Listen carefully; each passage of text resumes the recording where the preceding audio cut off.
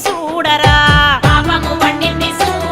ఇక సీతమ్మ తల్లిని అపహరించి నీవు అపరాధమే చేసినావురా అవతార పురుషుడు రాముని చేతిలో ఆయువు నీకే మూడిందిరా వంజన్న ఈ తీరు మాట్లాడుతుంటే కండ్లెర్ర చేసిండే రావణుడు ఏ పట్లను వేసి ఈ కోది తోకకు నిప్పంటించమన్నాడు వంజన్న తోకకు నిప్పును అంటించి అందరూ నవ్వుతున్నారు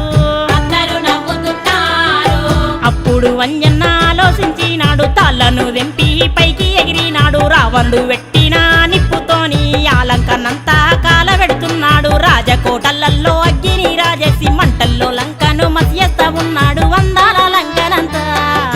అగ్గి పెట్టి బుగ్గి పాలే చేసిండు వందల లంకనంతా